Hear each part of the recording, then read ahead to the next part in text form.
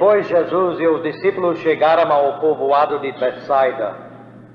Algumas pessoas trouxeram o cego e pediram a Jesus que tocasse nele. Ele pegou o cego pela mão e o levou para fora do povoado. Passou saliva nos olhos do homem, pôs a mão sobre ele e perguntou: "Você está vendo alguma coisa?" E o homem olhou e disse: "Vejo as pessoas, mas parecem árvores andando." Jesus pôs outra vez as mãos sobre os olhos dele. No mesmo instante, o cego olhou com mais firmeza, ficou curado e via tudo muito bem. Em seguida, Jesus mandou o homem para casa, com ordem de não voltar para o povoado. Deus nos abençoe nessa leitura do Evangelho segundo São Marcos, capítulo 8, versículos 22 a 26.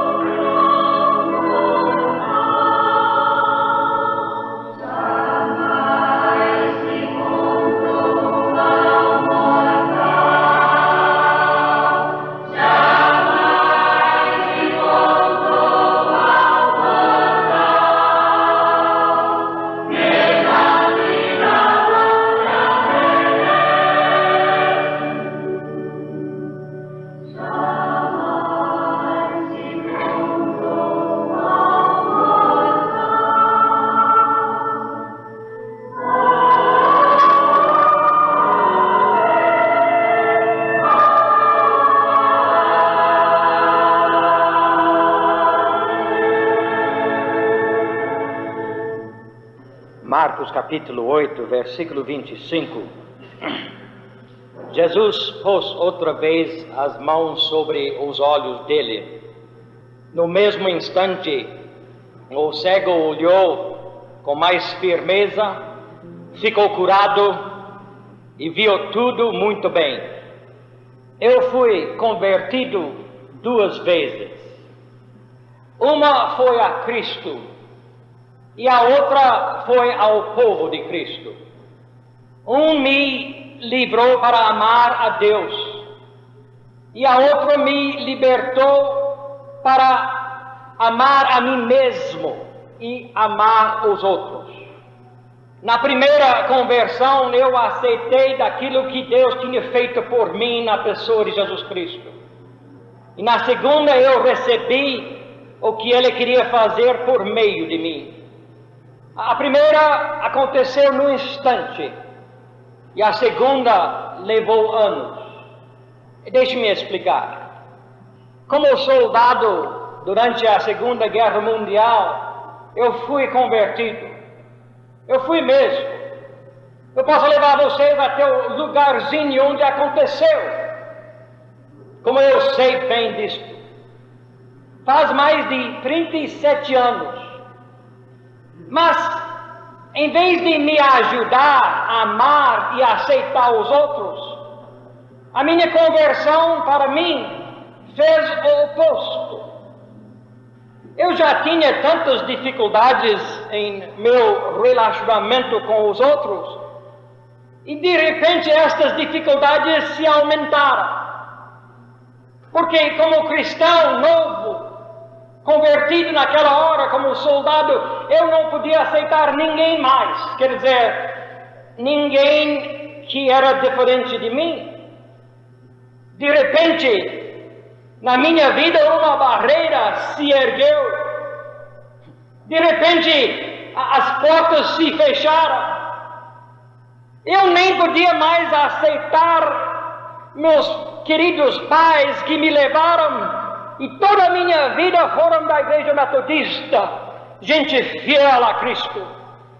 Mas de repente eles não eram mais cristãos, eu não podia aceitar mais meus parentes, até nem meu próprio pastor, um grande homem de Deus. Eu via tudo em termos de bom e mal, salvo e perdido, está dentro ou está fora. E claro, eu era o bom, o salvo e por dentro. E todos os demais éramos os maus, os perdidos, os de fora. Por isso eu suspeitava de todos que não pensavam como eu, que não agiam como eu. Até eu rejeitava os que eram diferentes de mim. Eu estava certo, claro que estava certo. Eu tenho certeza que eu fui convertido, estava certo. Mas de algum jeito ou outro, irmãos, eu não conseguia amar os outros. Eu nem conseguia amar a mim mesmo. Então, depois de anos de luta, depois de anos de pregador, de um moralista rígido, de anos de ser um crítico insensível, um cismático cego, finalmente eu vi aquilo que tinha sido encoberto para mim. Eu fui convertido a segunda vez. Eu não gosto de dizer isto, é muito difícil para me dizer isto, porque já parece que eu estou no mesmo, querendo bancar o bom, o herói, o que sabe tudo. É tão difícil. Mas, irmãos, eu tenho que dizer que realmente eu vi Jesus de um jeito diferente.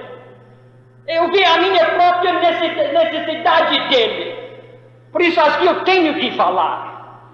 Mesmo que corre o risco de exatamente o contrário do que estou querendo dizer. Porque assim, irmãos, foram abertas as comportas do meu coração para receber este amor de Jesus Cristo, que realmente eu nunca tinha conhecido antes. Eu senti amado por Deus. Eu senti o poder de até amar a mim mesmo como eu tinha sido amado por Ele. Eu senti-me vivo, eu senti-me autêntico, eu senti-me cheio de esperança, aventura e estímulo para a vida. Cristo Jesus me libertou da cegueira e do aborrecimento para viver para Ele. Eu creio que eu nasci de novo a segunda vez. Claro, eu continuo com meus problemas. O fato que Jesus Cristo me tem salvo não me livrou dos problemas, pelo contrário. E a maioria dos enigmas da minha vida continua a ser ligado com as outras pessoas.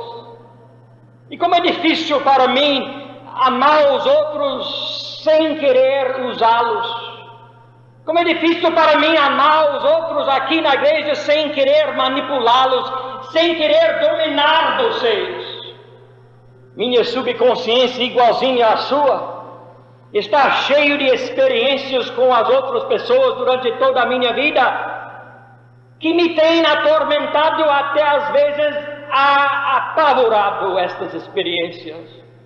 E meu computador interior está lotado de lembranças debilitantes daquilo que os outros têm feito ou não têm feito contra mim. E eu simplesmente, durante todos estes anos, eu tenho repetido estes padrões negativos que vêm deste computador que não para da minha mente. E eu simplesmente fico repetindo daquelas relações negativas para com os outros. Então, como é realmente difícil ver as outras pessoas como elas estão, com todo o seu potencial, com toda a sua carência. É tão difícil para mim dizer isso, porque mais uma vez parece que estou voltando para a superioridade. Mas realmente, irmãos, eu acredito, esse é meu testemunho, o Espírito de Jesus Cristo habitando dentro de mim, e a sua torrente de amor ilimitado me tem transformado. Eu vejo os outros diferentemente. E o que eu tenho para compartilhar com as outras pessoas é este amor de Cristo mesmo. E que diferença faz isso? Eu contei tudo isso, irmãos, abusando da sua paciência, da minha experiência pessoal, porque eu acho que algo parecido aconteceu com o homem de nosso texto bíblico. Marcos nos diz que Cristo pôs 2 vezes suas mãos sobre os olhos dele. A primeira vez fez possível o homem enxergar, e a segunda lhe fez ver pessoas. Cristo lhe deu o que ele precisava, 2 vezes curado. O São Marcos tem um jeito maravilhoso de focalizar a verdade eterna numa ilustração pessoal da vida de Jesus Cristo. Aqui neste acontecimento, Marcos nos mostra aquilo que Jesus desejava ocorrer aos seus próprios discípulos e certamente aos líderes de Israel. Quer dizer que eles, tanto seus discípulos como os líderes de Israel, iam reconhecer sua própria cegueira à verdade. Outra noite nós falamos neste mesmo capítulo 8, agora versículo 18, como Jesus perguntou aos discípulos: por que estão tão duros para entender as coisas? Vocês têm olhos e não enxergam? Marcos teria realizado seu propósito se nós pudéssemos ver a nós mesmos neste homem cego e experimentar com ele ambos os níveis de cura. Então, rapidamente vamos interpretar o que aconteceu com este homem cego. Existem realmente 3 personalidades que eu gostaria de destacar. Primeiramente, em primeiro lugar, Jesus, a luz do mundo. Em segundo lugar, o homem depois da primeira cura. E em terceiro lugar, o homem depois de Jesus ter posto suas mãos sobre ele a segunda vez. Então, primeiramente, vamos ver a luz em si. A luz envolve todos os acontecimentos do nascimento de Jesus Cristo. Mateus 4,16 e Isaías 42,6. O povo que vive na escuridão verá uma grande luz, e a luz brilhará sobre os que vivem na região escura da morte. Foi a luz de uma estrela que guiou aqueles visitantes do Oriente. Os anjos vieram àqueles pastores lá nos montes de Belém naquela noite, num rompimento de luz. E por outro lado, a escuridão daquela noite em que Jesus nasceu simboliza verdadeiramente a perversidade da humanidade, do mundo. Vocês sabem que realmente existe uma escuridão, existe uma maldade na alma interior do ser humano. O conhecimento, a ciência, as religiões, os governos têm feito muito pouco para aliviar esta cegueira espiritual do ser humano. Como a luz de Deus no mundo, Jesus Cristo tem iluminado esta escuridão. Jesus Cristo tem iluminado a ignorância humana sobre o conhecimento de quem Deus é. Ele, como a luz de Deus, tem iluminado a nossa ignorância sobre do que Deus nos tem criado, para o que fim nós estamos aqui. Então, o uso simbólico da luz, como a natureza de sua missão, da sua mensagem, está sempre presente em seu ministério.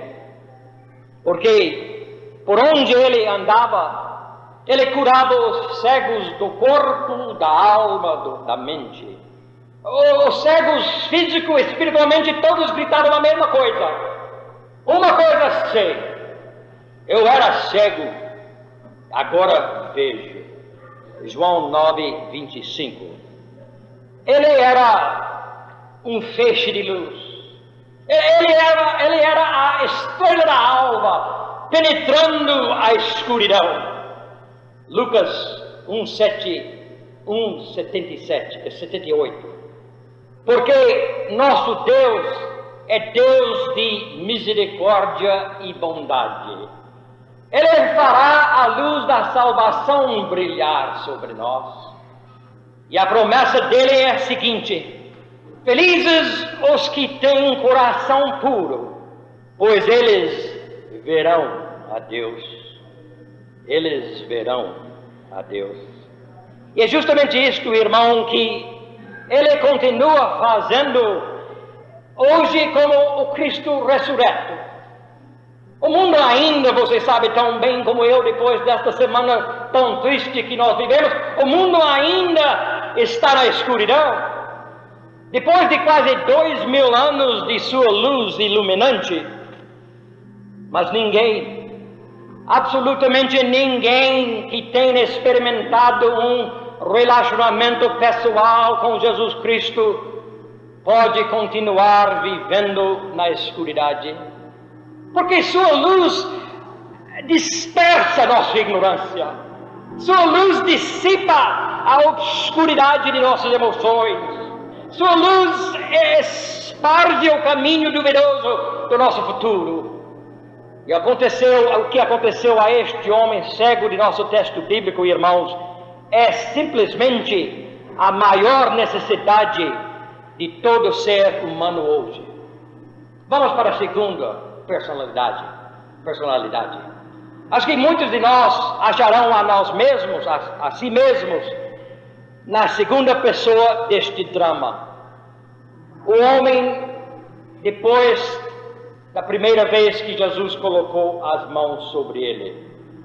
Nós temos recebido a visão suficiente para nos perceber e saber que nós somos inatos. Que nós não podemos fazer tudo sozinho, não. E que somente Deus pode nos dar a força e o poder e a esperança.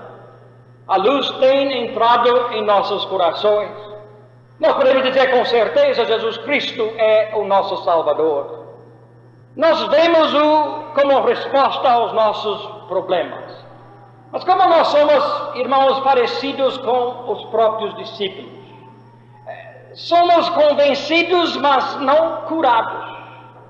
Vemos a verdade, sim, está certo. Reconhecemos que Cristo é a verdade, mas não de uma maneira suficientemente forte para fazê-la a base de nossas vidas. Nossa resposta à pergunta de Jesus: você está vendo alguma coisa? Nossa resposta é a mesma do homem.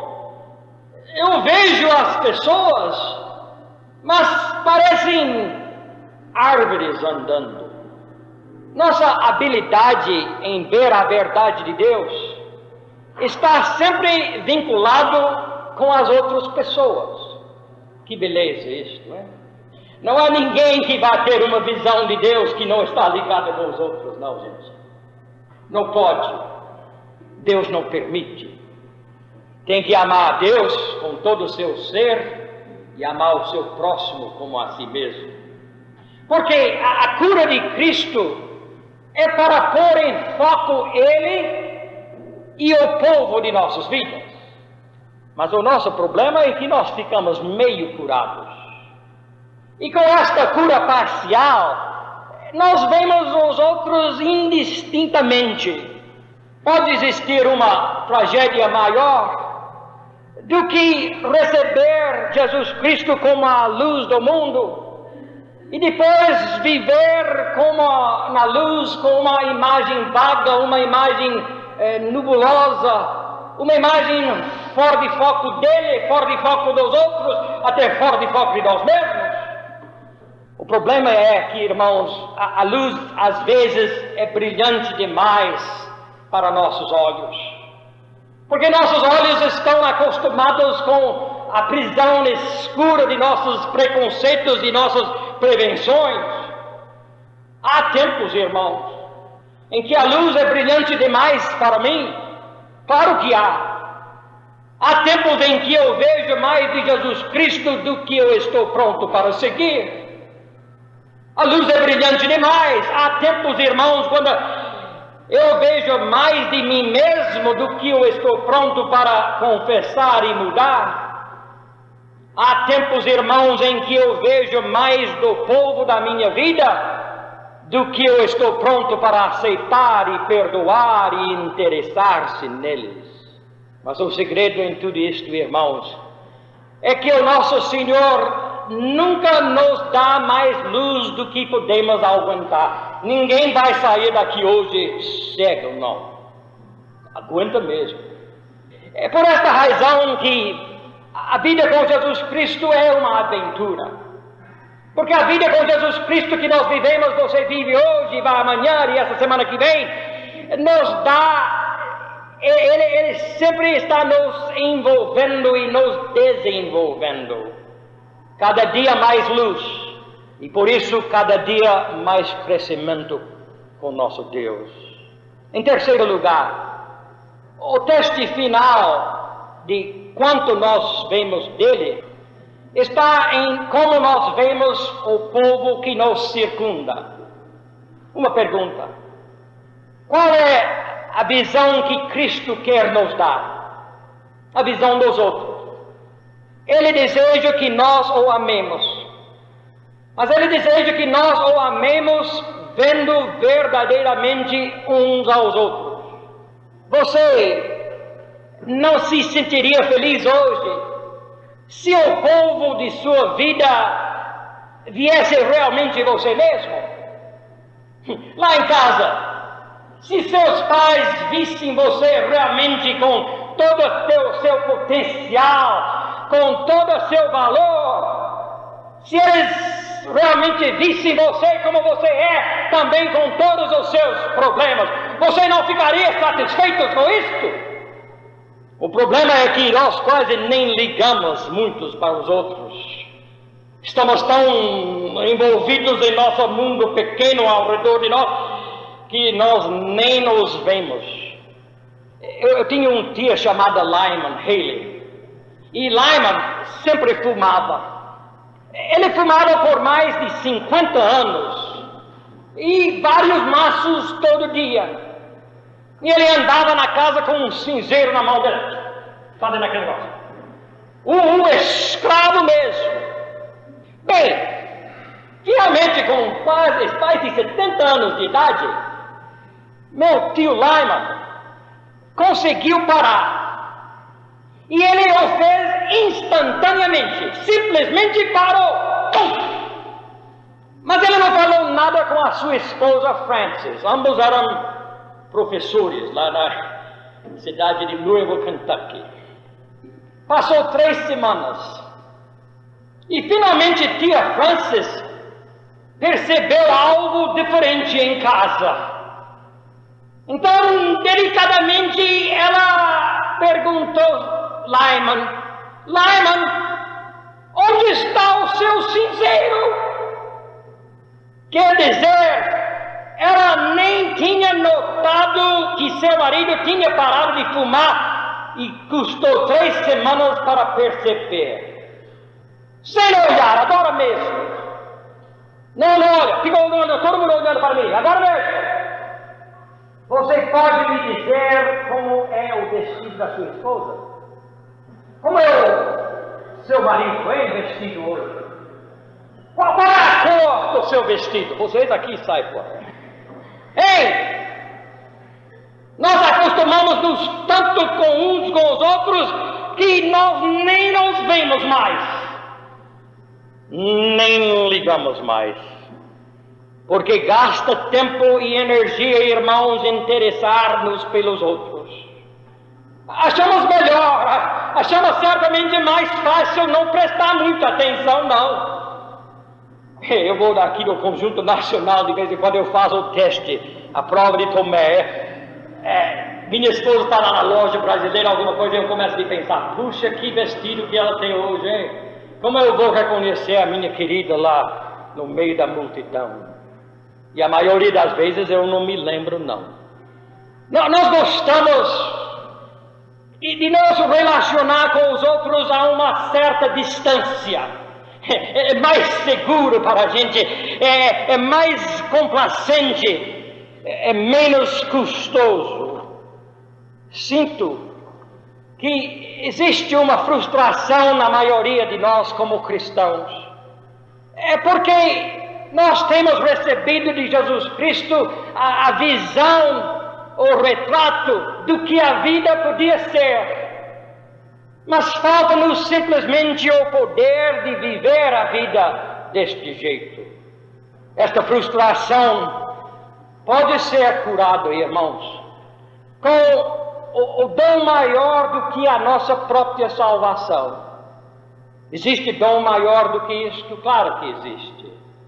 É o seguinte: o Deus eterno, o Deus todo-poderoso, o Deus que amou o mundo de tal maneira que enviou seu Filho unigênito para todo aquele que crê, não morra, mas vive eternamente. Este Deus de amor nos oferece a si mesmo. Nos oferece o seu próprio Espírito para viver dentro de nós. Nós não fomos criados por Deus para reproduzir as virtudes cristãs para agradá-lo. Deixe-me explicar. Parece heresia, né? Mas não é, não. Nós buscamos fazer exatamente isto. De todo jeito nós buscamos agradar a Deus, nós buscamos ser virtuosos, piedosos e tudo mais para ser aceitos por Deus. E sabe, irmão, é exatamente esta atitude nossa. E por causa desta atitude nós temos perdido o dom.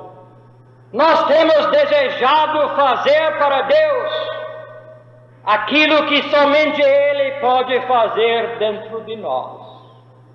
Não sai daqui hoje pensando que o pastor foi louco, ele está contra virtudes. Não, gente, nada disso. O dia em que o Espírito Santo habita dentro de nós, e esse dia está aqui hoje. O dia em que Jesus Cristo, o Deus eterno, é dentro de mim, as virtudes vão sair, mas como fruto da presença dEle na minha vida. Não como boa minha para agradá-lo e conseguir a salvação dele. E como nós precisamos uma segunda conversão, eu falei no início que a minha custou anos para começar, acho que só para começar, porque não terminou ainda, não. Nós precisamos a cura, irmãos.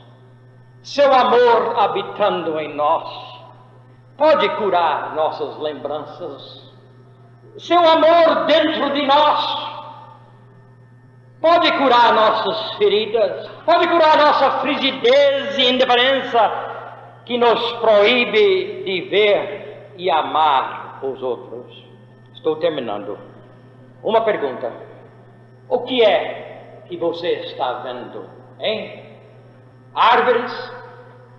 Eu devo ser a maior árvore da paróquia. Não, quando eu desse jeito você deve ver uma árvore bem grande, hein? Coisas, você está vendo coisas a serem usadas para seus fins? Coisas para você manipular e controlar? Ou você está vendo pessoas para serem amadas? Marcos nos diz que o cego, com seus amigos, pediu para que Jesus lhe tocasse, e ele o fez.